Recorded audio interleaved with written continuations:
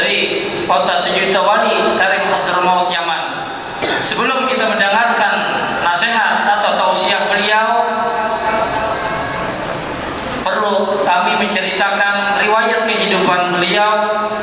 Semoga kita dengan mendengarkan dan mengenal beliau, kita tambah cinta kepada beliau.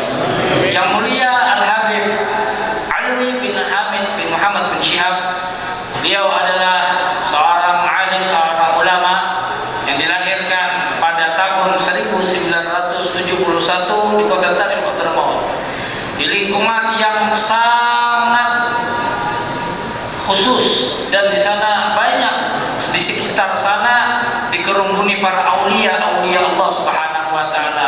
Tarim Hadramaut yang dikenal di seluruh penjuru dunia, kota di sana kelahiran Sadah Ali Ba'alawi, yang mana zuriat Sayyidina Husain bin Ali bin Fatimah Az-Zahra binti Sayyidil Mursalin sallallahu alaihi wasallam.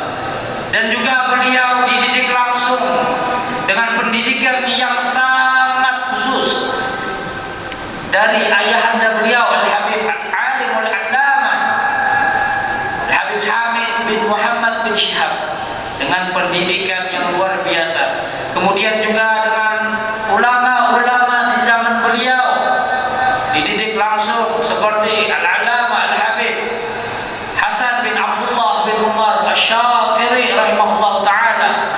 Juga ulama-ulama yang lainnya seperti Al-Habib Muhammad bin Ali bin Syihab, Al-Habib Ali Mashhur bin Hafiz, dan para habaib-habaib yang lainnya, dan juga Al-Habib Salim bin Abdullah bin Umar Asy-Syatiri rahimahullah ta'ala, serta habaib-habaib yang lainnya yang ada di kota Tarim Hadramaut.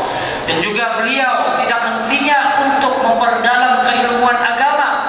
Di antaranya beliau melanjutkan pendidikan beliau, mengambil mata pelajaran kuliah beliau di luar kota Hadramaut, seperti di negeri Syam, sekarang ada di Ordon, ataupun negeri yang lainnya, Yordania, Mesir, dan lain-lainnya. Dan juga beliau aktif dalam kegiatan berorganisasi, serta beliau dosen di Universitas Hadramaut di kota Seoul dan lain-lainnya. Serta beliau adalah salah satu ulama dari kalangan habaib, ulama yang produktif, dengan mengarang tulisan-tulisan karya beliau yang beliau tumpahkan kurang lebih sekitar 40 kitab beliau. Itu yang baru beliau tulis, belum lagi yang ada di laptop beliau atau yang ada di kertas-kertas maktutat beliau. Dan juga beliau hadir di tengah kita ini dengan niat, mudah-mudahan kita bertemu ini bukan sekadar di dunia, nantinya akan bersama Rasulullah SAW, bersama para habaib. Dan juga alhamdulillah beliau juga aktif dakwah di Indonesia kurang lebih 2 tahun. Beliau keliling di Pulau Jawa, Pulau Sumatera, dan lainnya sampai ke negeri jiran. Dan dakwah beliau khususnya di Kalimantan Selatan, beliau aktif sekarang mengajar di Universitas UIN Antasari Banjarmasin. Dan alhamdulillah sekarang beliau hadir di tengah kita, dan sebentar lagi kita akan mendengarkan nasihat beliau yang insyaallah akan diterjemahkan kepada Sahibul Fadilah Al-Ustaz Haji Ahmad Jazuli, Dewan Guru Pengajar Majelis Rasulullah SAW Hulu Sungai Tengah. Dan kita tanpa mengundur waktu lagi, marilah kita bersama dengan hati yang tenang, kita buka telinga kita buka mata kita untuk mendengarkan siraman rohani dari ulama kota Seribu Wali Tarim Hadramaut kepada Al-Habib Alwi bin Hamid bin Syihab. Fayatafaddal alaihi mashkura. Sallu ala Nabi Muhammad.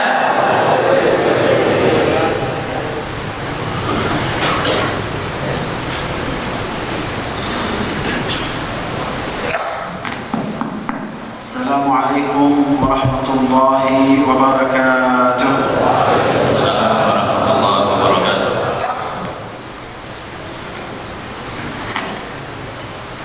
Alhamdulillah لله الذي خصنا بالإسلام. Alhamdulillah, segala puji bagi Allah yang telah mengistimewakan kita dengan beragama Islam. والصلاة والسلام على خير الأنام نبينا محمد. Salawat dan salam kita aturkan kepada makhluk yang termulia, yaitu Nabi kita Nabi Muhammad, وعلى آله وصحبه أجمعين. dan pada keluarga dan sahabat beliau semuanya. ماذا أقول وأنتم في مسجد المغفرة؟ Apa yang mesti aku ucapkan sedangkan kalian berada di Masjid Al-Maghfirah yang penuh ampunan? والمغفرة قد غفرت بها الذنوب إن شاء الله. Maghfirah, insyaallah diampuni dosa-dosa kita. لأن الأسماء مهمة جدا. Karena nama itu sangat penting. كان نبينا صلى الله عليه وآله وسلم يغير أسماء الرجال والنساء غير الجميلة. Nabi Shallallahu Alaihi Wasallam beliau seringkali merubah nama laki atau perempuan yang tidak baik. ونحن وإياكم في هذا المسجد المبارك نحتفل بالإسراء والمعراج. Dan kita semua di masjid yang penuh berkah ini merayakan dan memperingati Isra wal Mi'raj. استمعتم إلى الآيات المباركات بالتلاوة العطرة. Kalian sudah mendengarkan bacaan Al-Quran yang sangat indah dan merdu. كانت بداية قصة الإسراء أن النبي صلى الله عليه وآله وسلم كان في مكة المكرمة. Adalah awal perjalanannya Nabi Shallallahu Alaihi Wasallam. Beliau ketika itu berada di Makkah Al-Mukarramah. وكان رسولنا صلى الله عليه وآله وسلم قد تعرض للأذى الكثير. Dan waktu itu Rasul Shallallahu Alaihi Wasallam mengalami daripada ujian yang sangat banyak. لأن قريشا لم تؤمن بمحمد صلى الله عليه وآله وسلم. Karena waktu itu kebanyakan orang Quraisy belum beriman dengan Nabi Muhammad Sallallahu Alaihi Wasallam. ولكن الله عز وجل قد رزق النبي بزوجة صالحة مباركة. Tetapi Allah Subhanahu Wa Taala memberikan rezeki kepada Nabi Muhammad dengan mempunyai seorang istri yang penuh berkah yang taat. تعرفون من هي؟ Tahukah kalian siapa istri beliau itu? خديجة الكبرى. بقوس أحسنت. Khadijatul Kubra, bagus kata beliau. خديجة الكبرى كانت امرأة عالمة عاقلة جميلة غنية. Khadijatul Kubra adalah perempuan yang sangat kaya, yang sangat cantik, yang sangat tinggi akalnya. كل ما معها أعطته لرسول الله. Seluruh apa yang beliau miliki beliau berikan kepada Rasulullah. فكانت أعظم زوجات رسول الله. Sehingga beliau menjadi istri yang paling agung dan besar. أرسل الله إليها سلاما من السماء. Allah kirim salam kepada beliau dari langit. لكن لكل أجل كتاب. Tetapi tiap-tiap orang sudah ditentukan ajalnya. انتهى أجل خديجة فماتت. Begitu habis daripada ajal beliau hingga beliau pun wafat. فسمى الرسول ذلك العام عام الحزن. Beliau namakan tahun itu sebagai tahun kesedihan. ومات بعد ذلك عم رسول الله أبي طالب. Setelah itu wafat pula paman beliau Abu Talib. فأراد الله تبارك وتعالى أن يفرح قلب رسول الله بشيء يشعره بالمحبة والطمأنينة. Kemudian Allah Subhanahu Wa Taala membahagiakan Rasul Sallallahu Alaihi Wasallam dengan sedikit sesuatu yang menyenangkan beliau. ذلك الحدث والإسراء والمعراج. Dan kejadian itu untuk menyenangkan Rasul, yaitu dengan di Isra wal Mi'rajkannya beliau. فكان رسول الله يرقد في بيت أم هاني بنت أبي طالب. Waktu itu Rasul Sallallahu Alaihi Wasallam beliau sedang istirahat di rumah Ummi Hani binti Abi Talib. لأن بيوت بني هاشم متداخلة مع بعضها. Karena rumah daripada keluarga Bani Hashim dia saling menyambung satu sama lain. الرسول ولد في بيت أبي طالب. Bahkan Rasul pun beliau dilahirkan di rumahnya Abi Talib. لم تكن البيوت مثل اليوم هذا بيت فلان لا Tidak seperti sekarang ini rumah sudah terpisah-pisah, satu keluarga sudah terpisah, tidak boleh dimasuk kepada rumah yang satunya. Beda dengan zaman dulu. Qala Rasulullah fafurija saqfu baiti. Rasulullah pun bersabda, kata beliau, dibukalah atap rumahku, kata beliau. Kharajat al-malaikatu min hadha as-saqfi. Keluarlah malaikat masuk ke dalam daripada itu lubang. Ma shaqqu sadra an-nabi sallallahu alaihi wa alihi wasallam. Kemudian membelah dada Nabi Muhammad sallallahu alaihi wasallam. Wa akhraju qalbahu alaihi salatu wassalam. Dan mereka keluarkan daripada hati Nabi sallallahu alaihi wasallam. Wa ghassaluhu wa radduhu ila makanihi. Dan mereka cuci, kemudian mereka masukkan lagi ke tempatnya. Anas bin Malik qala ra'aytu athara al-makhit fi sadri Rasulillah. Kata Sayyidina Anas bin Malik, ku melihat bekas seperti jahitan di dada Rasulullah. Hadha laysa kalaman dha'ifan, hadha kalamun fi sahih Muslim.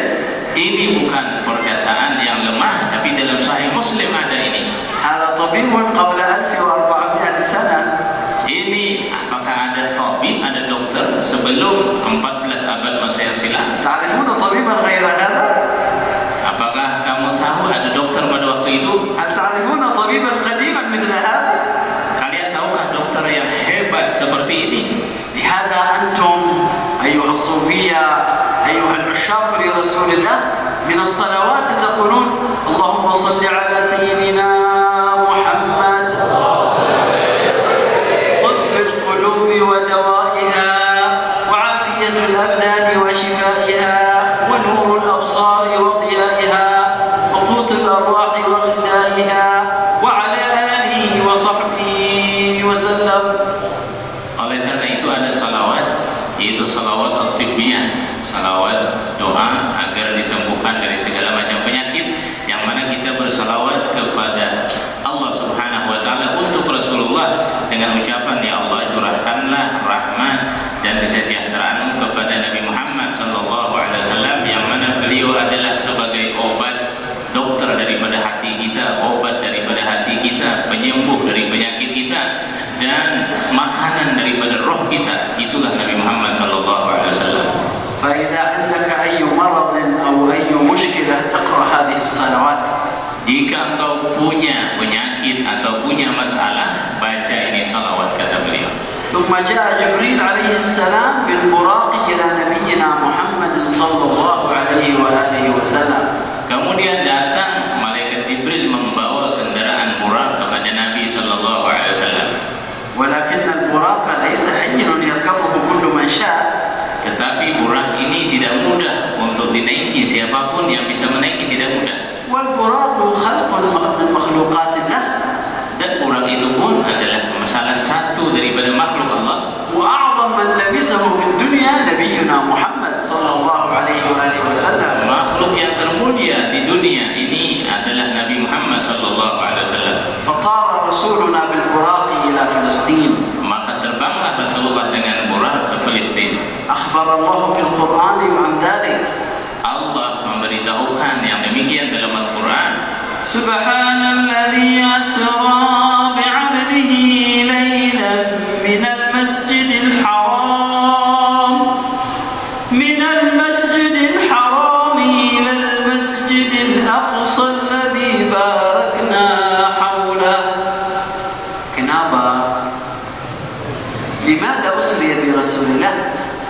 Maha suci Allah yang telah menjalankan hambanya dari Masjidil Haram ke Masjidil Aqsa di waktu malam, agar kami perlihatkan tanda-tanda kebesaran kami. أسري برسول الله لكي يرى الآيات المباركات العظيمات. Kenapa beliau dijalankan? Agar kami perlihatkan, kata Allah, tanda-tanda kebesaran kami. تلكم الآيات أخبرنا عنها رسول الله كما جاء في السنة وهي كثيرة. Tanda-tanda kebesaran Allah sudah diberitahukan dan dikabarkan oleh Rasulullah sebagaimana di dalam sunnah-sunnah dan selainnya. ولقد رآه نزلة أخرى عند سدرة المنتهى. Di antaranya firman Allah yang artinya, dan sungguh itu Nabi Muhammad melihat malaikat Jibril di tempat yang lain lagi, di sisi Sidratil Muntaha. نبينا صلى الله عليه وآله وسلم رأى جبريل في صورته الحقيقية.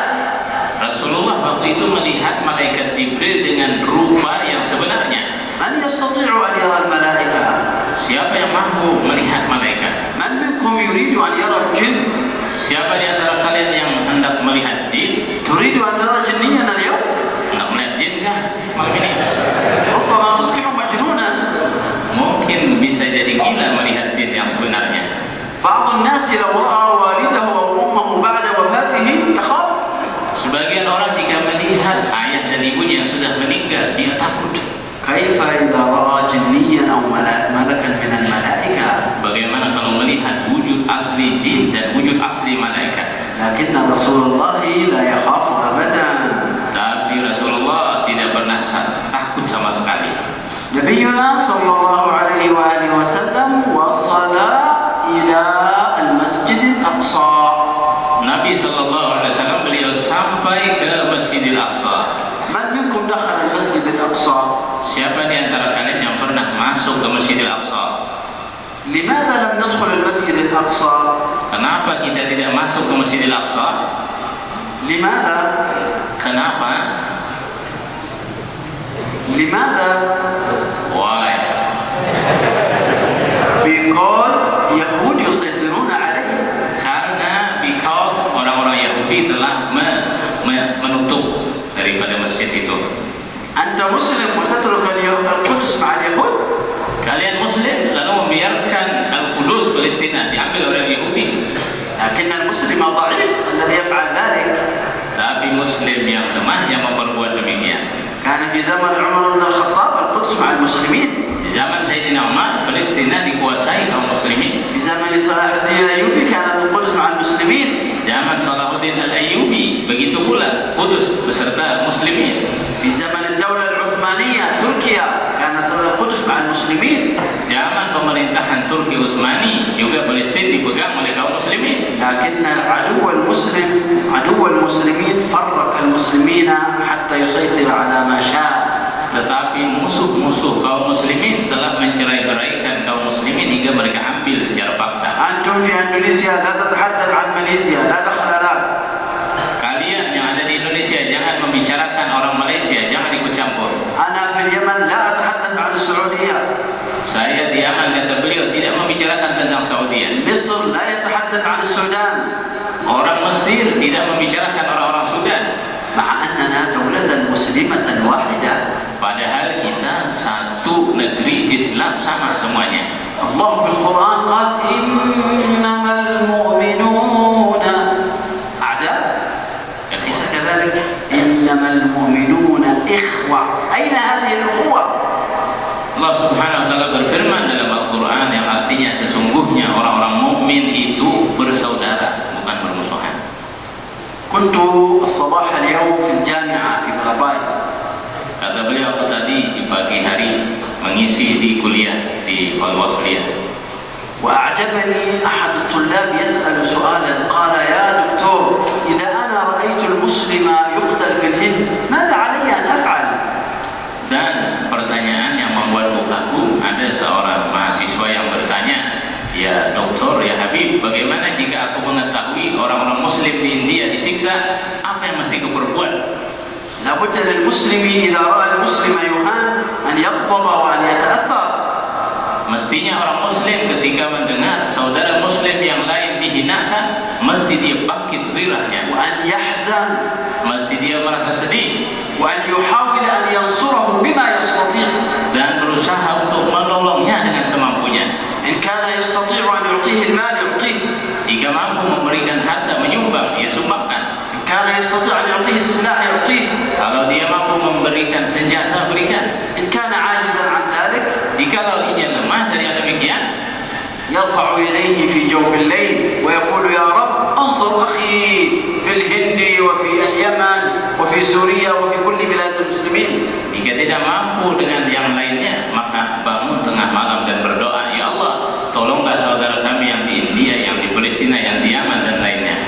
لكن المسلم الذي يقول ذاك هندي أو ذاك سوري أنا لا علاقة لي. Tapi seorang muslim yang berkata, dia orang India, dia orang Suriah, aku tidak ada hubungan dengannya. هذا ليس مسلم حقيقي. Ini bukan muslim yang hakiki. حتى الأنبياء عندما صعد الرسول إلى السماء الدنيا قال نبي الله آدم لنبينا محمد أهلا بالابن الصالح وبالنبي الصالح، بالنبي الصالح وبالابن الصالح. وكل الأنبياء يقولون لنبينا محمد أهلا بالأخ الصالح والنبي الصالح. بين الأنبياء أخوة. Bahkan ketika Nabi SAW beliau naik ke langit pertama bertemu dengan Nabi Adam mengucapkan bin Nabi Salih wal ibn Salih. Beliau ucapkan demikian, manakala nabi-nabi yang lain mengucapkan selamat datang wahai nabi yang saleh, wahai saudara yang saleh. Seluruh nabi-nabi itu berarti bersaudara. Beda dengan Nabi Adam, beliau mengucapkan anak. فلا بد أن نسأل أنفسنا هل نحن إخوة في الله؟ Maka hendaklah kita tanya daripada diri kita masing-masing, apakah kita sudah benar-benar bersaudara karena Allah. إذا كنت تنام وأنت الحمد لله قد أكلت وتعرف أن جارك فقير لم يجد الطعام فلست مسلما حقيقيا. Apabila engkau tidur dan engkau sudah merasa kenyang makan, tetapi di tetanggamu ada yang kelaparan, ada yang tidak makan, engkau tidak memperdulikannya, berarti engkau belum muslim yang hakiki tadi. إذا كنت صحيح الجسم لست مريضا وجارك مريض تسمعه تقول دخل لي، كن مساعدا له، اسهر عنده، اعطه المال ليتعالج. لكن الذي يقول أنا لا علاقة لي به هذا ليس مسلم أبدا. Seorang muslim mesti perhatian dengan tetangganya jika tetangganya ataupun jirannya sakit sedangkan dia dalam keadaan sehat, lalu dia berkata, aku tidak ada hubungan dengan tetanggaku itu. Mesti dia ada hubungan, mesti memperhatikan, bantu dia, ziarahi dia dan ilangi dia agar dia punya perhatian kepada saudaranya. هل تعرفون أن رسولنا صلى الله عليه وآله وسلم لم ينم ذات ليلة أبدا؟ Tahukah kalian bahwa Rasul sallallahu alaihi wasallam beliau tidak pernah tidur dalam satu malam? قالوا له يا رسول الله لماذا لم تنم؟ Mereka bertanya, ya Rasulullah, kenapa engkau tidak tidur? قال أسهر لأنين عمي العباس. Beliau berjawab, aku tidak tidur malam ini karena mendengar pamanku Abbas beliau sedang merintih sakit. عمه العباس لماذا يئن؟ خرج مع قريش لحرب المسلمين. Beliau menangis memikirkan paman beliau karena paman beliau Sayyidina Abbas keluar beserta orang Quraisy untuk memerangi kaum muslimin. أسره المسلمون من ضمن أسرى بدر.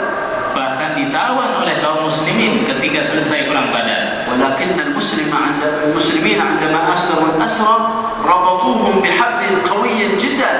Tapi orang muslim ketika menahan tawanan mereka ikat dengan tali yang sangat kuat. فكانت اللحم والعظم يحتك مع بعضه هكذا. Sehingga daripada kulit-kulit beliau pun melecet. فقام رجل من الأنصار أرخى يعني جعله واسعا قليلا، تحركت يد العباس فلم يئن بعد ذلك العباس.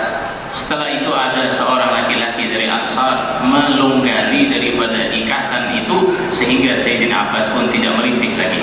الرسول قال ما لي لا أسمع أنين العباس لماذا هل مات؟ Rasulullah bertanya, kenapa aku tidak mendengar rintihan Sayyidina Abbas pamanku? Apakah beliau baik-baik saja atau meninggal? قال الأنصاري لا يا رسول الله أنا أرخيت حبله. Lalu dia laki-laki Ansar, tidak ya Rasulullah, beliau baik-baik saja tapi urut melonggari daripada ikatannya. قال الرسول قم واعمل ذلك بكل الأسرى لأن نبينا رحمة حتى على الكافر. Kemudian Rasulullah pun mengatakan kepada laki-laki Ansar, sekarang engkau pergi 70 tawanan orang Badar semuanya longgari talinya, ikatannya. من الأخوة في الله. Maka kita mesti bersaudara karena Allah. أيها المسلمون أنتم في شهر رجب ومع الإسراء والمعراج. Wahai kaum muslimin sekalian, kalian berada di bulan Rajab dan beserta acara Isra wal Mi'raj ini. أعظم شيء في الإسراء والمعراج أن فرض الله علينا الصلاة. Yang paling besar yang kita ambil daripada Isra wal Mi'raj adalah diwajibkannya kita salat 5 waktu. هل صليتم العشاء؟ Apakah kalian sudah salat Isya? صليتم العشاء؟ Sudah sembahyang Isya? صليتم المغرب؟ Sudah salat Maghrib? صليتم العصر؟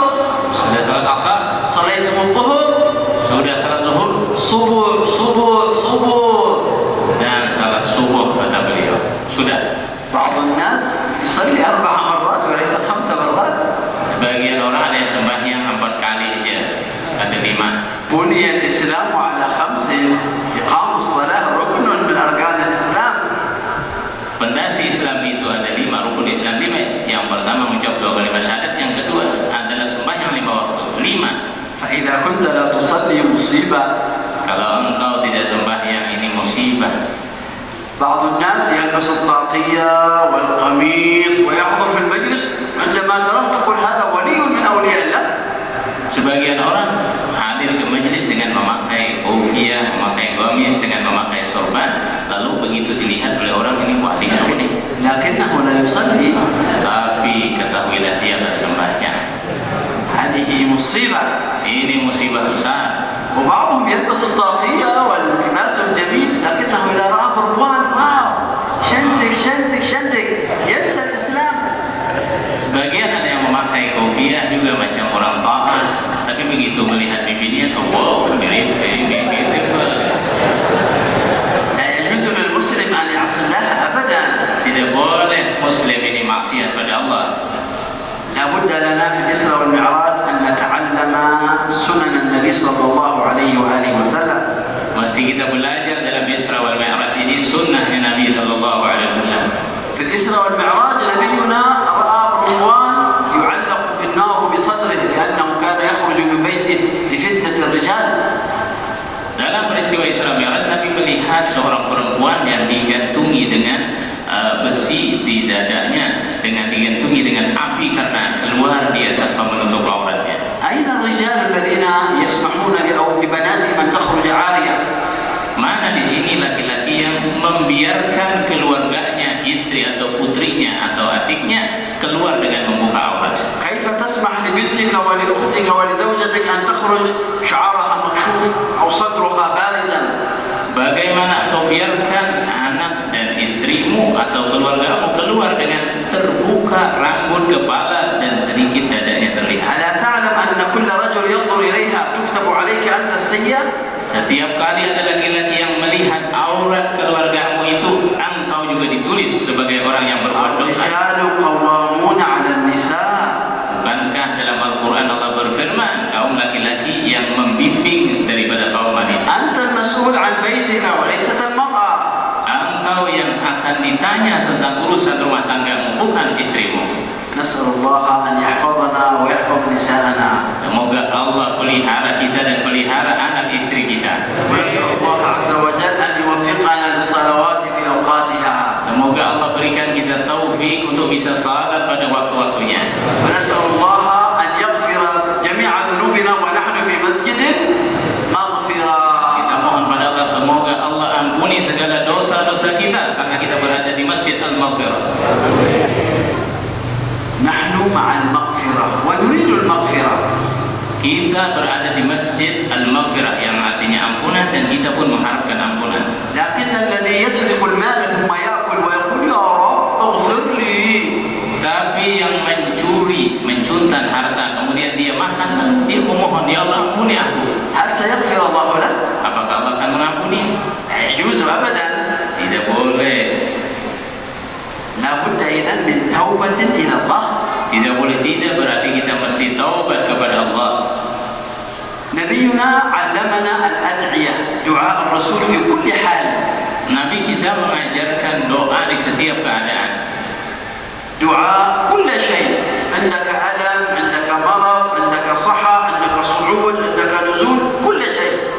Doa tiap-tiap sesuatu, engkau punya penyakit, kau hendak makan, hendak minum, dan lain-lainnya, ada doa diajarkan oleh Rasulullah. عندك كورونا أيضا لابد من دعاء أيضا. Begitu pula penyakit corona, mesti kita berdoa juga. أنتم تخافون من الكورونا؟ Kalian takut daripada corona? أم تخافون من الله؟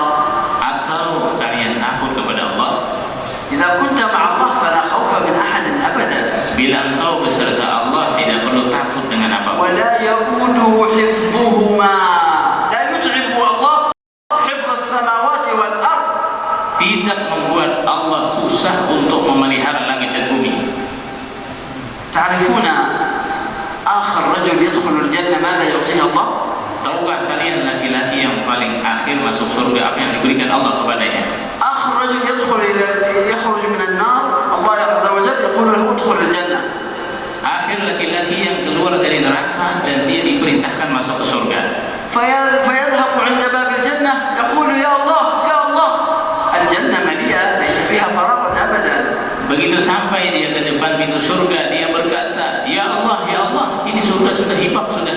فيقول له الله عز وجل لك مثل الدنيا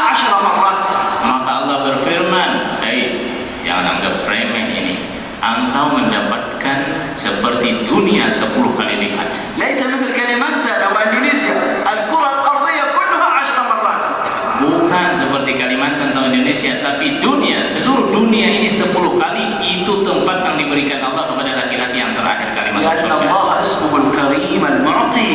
Karena Allah itu pemurah dan maha memberi. لأن الله الشافي والضار. Karena Allah yang memberikan manfaat dan kemudaratan. لأن الله المحيي والمميت. Allah yang menghidupkan dan mematikan. لأن الله الرزاق. Allah yang maha memberi rezeki. فلا تطلب شيئا من غير الله. Jangan minta sesuatu pada selain Allah. ثق بالله تبارك وتعالى. Cukup dengan Allah Subhanahu wa taala. لو قام شخص الآن عند الباب وقال أيها المسلمون اعطوني 5,000 كل واحد يعطيني 5,000. Jika ada orang berdiri misalnya di pintu dan berkata, beri aku 5.000 seorang.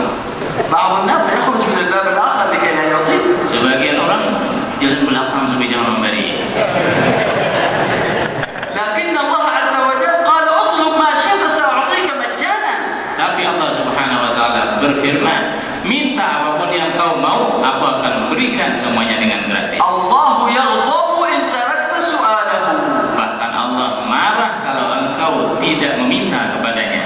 وابن آدم حين يسأل يغضب. Sedangkan anak Adam ketika sering diminta dia akan marah. يا لطيف هكذا طبع الإنسان. Demikianlah tabiatnya manusia. أنتم تريدون المودة والمحبة والسكينة. Kalian ingin rasa cinta, ketenangan dan mahabbat. كيف تختار الاستري باغوس. Bagaimana cara mencari istri yang bagus? ما هي صفات الزوجة الصالحة. Bagaimana sifat-sifat istri yang salehah? صفات السوامي باغوس. Sifat-sifat suami yang bagus. ماذا تفعل ليلة الزفاف. Apa yang mesti kau perbuat di malam pertama? ماذا أحل الله لك من الزوجة وماذا حرم عليك. Apa yang Allah bolehkan dan apa yang Allah haramkan? هناك من الرجال والنساء من يسأل أيحق لي أن ألمس المرأة في مكان كذا. Sebagian orang ada bertanya, apakah boleh aku menyentuh perempuan di tempat ini? لكنه يسأل جوجل مصيبة. Tapi menanya kepada Mbah Google, itu musibah kata beliau. وماذا سيجيبه الشيخ جوجل. ليس عنده ورع ولا تقوى. Apa yang dijawab oleh Syekh Google? Dia tidak ada sifat wara dan takwa. لكن إن أردت الخير إن شاء الله في تفصيل هذا الكتاب تفصيل لقضية النكاح. Tapi bila engkau menghendaki kebaikan, pada kitab yang di tangan beliau tadi yang berjudul Kado أيها Pengantin, الحاضرون أجزتكم رجالا ونساء في كتابي هذين. maka yang hadir semuanya di sini kuijazahkan kata beliau 2 kitab. Yang pertama Kado Pengantin, yang kedua tentang doa-doa Rasulullah di setiap keadaan kuijazahkan kepada kalian semuanya. Qabilna ijazah, kita terima ijazahnya. Jadi kitab itu ada dijual di luar, dan siapa yang membelinya kata beliau boleh minta tanda tangan kepada beliau. لا يسعنا في الختام إلا أن نشكر الوكيل ولجنة المسجد. Maka di akhir ini kita ucapkan terima kasih kepada Bapak Wakil Bupati, kepada panitia masjid kata beliau. وأنتم في بضبايب عندكم ما شاء الله الحبيب كمال الحبشي لابد أن تتعلموا وتستفيدوا كثيرا منه ومن أمثاله. Dan kalian di Barabai, Masya Allah, ada Al-Habib Saleh Iqmal Al-Habsyi. Mesti kita belajar dan menimba ilmu daripada beliau. الله عز وجل جعل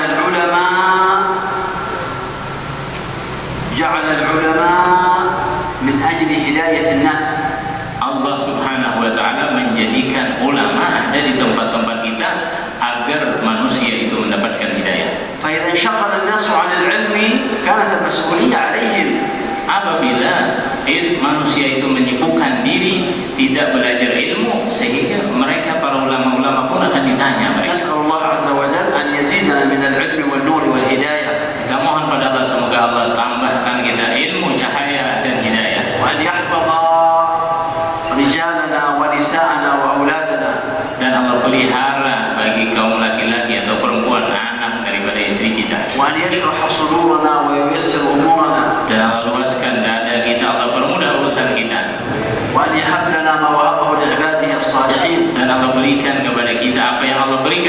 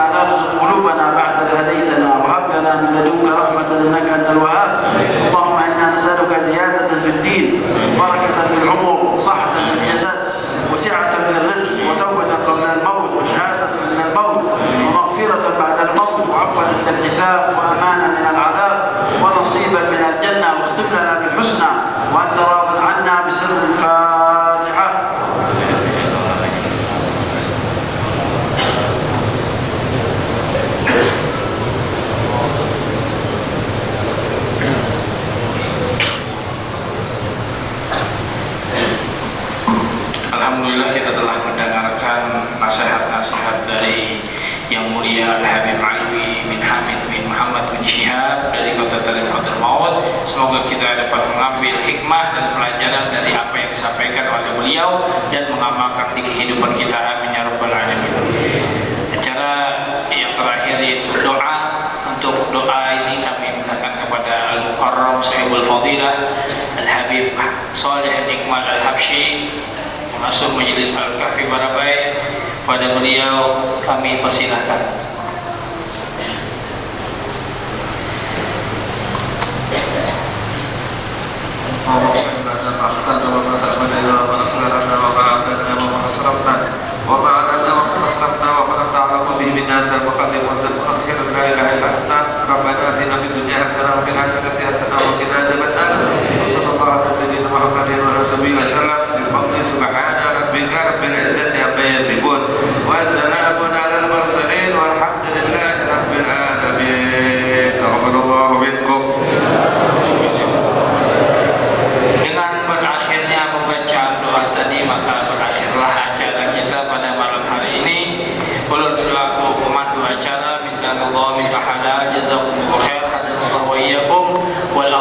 Wassalamualaikum warahmatullahi ta'ala wabarakatuh.